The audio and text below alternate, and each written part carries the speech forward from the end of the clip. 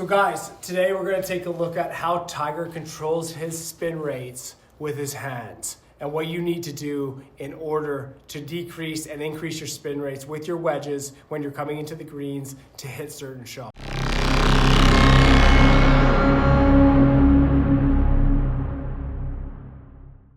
So one of the major things that I don't see a lot of people doing is they're not manipulating the loft at impact with their face as they come into the golf ball. And that can have major implications if you're trying to control the golf ball and trying to hit a particular shot. So what I like to see you do when you're coming into a green and you gotta get the ball nice and high with a lot of spin is I actually will line up to the ball. I'll put my wedges a little bit more forward in my stance, just ahead of center. And what I like to do is I like to get the feel that I'm releasing my hands through the ball. And what that's gonna do is it's really going to let the club head open up a little bit more. The blade's gonna open up, you're gonna increase the loft, and it's gonna slide under the ball. And because you've increased the loft, it's gonna go sky high with a ton more spin. So I'm gonna hit a shot here to show you guys what I'm talking about. So as you guys can see there, I really opened it up. Backspin was at 12,100. Huge amount. That's because all I did was I went in, I released the club through. I had that feeling of I was releasing a little bit early through the ball. I was able to slide the club underneath the ball, shoot it nice and high, and generate a ton of spin. So if you want to come in with a little bit lower trajectory with lower spin, one of the things that I like to do is I like to decrease the loft, okay? So my hands are going to be more forward at impact. The ball position is going to be slightly back in my stance, and I'm trying to get the ball to come out in a lower trajectory with a lower amount of loft with my hands forward, and this is going to shoot the ball lower, and it's going to decrease the spin rate. This shot can get a little bit technical. A lot of people struggle with getting their hands on top of the golf ball and having forward shaft lean. But if you learn to master this, the ball will come out on a lower trajectory. It's really easy to control. And you're still going to generate some spin, but it's going to be lower because your loft is going to be lower at impact. So I'm going to demonstrate a little one here for you.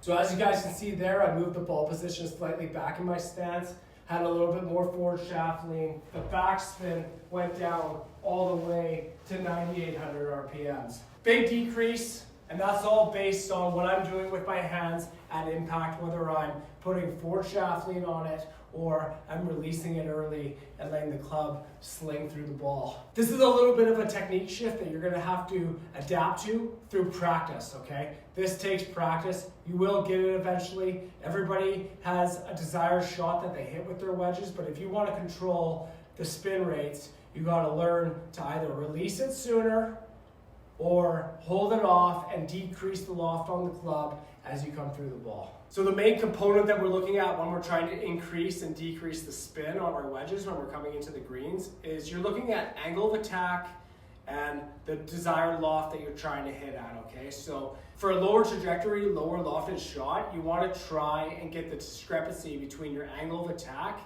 and the club loft. You want to close it up. And what that's going to do is when you close it up, it's going to lower the spin rate and the ball's going to come out a little bit lower because you have a lot more forward shafting coming into the ball. If you're trying to hit a higher launch, high spinning golf shot, you want the discrepancy between the angle of attack and your club loft to increase, okay? If you can get it to increase, you're going to shoot it higher, the ball's going to end up shooting higher, and you're going to have way more spin on it because the discrepancy between your angle of attack and your club loft at impact are much more separated. So the other thing that I want to mention when you're trying to hit pure crisp golf shots is you have to make sure that your grooves are super sharp and super clean. If there's cake in between the grooves, you're going to have a really tough time generating the amount of spin that you want to generate on the club head. So make sure your grooves are nice and clean, and I like to sharpen them up as well. If you want to buy a tool, there's lots of tools on Amazon that you can buy in order to sharpen up your grooves, and it gives you the ability to really spin your wedge shot. So I recommend buying a groove tool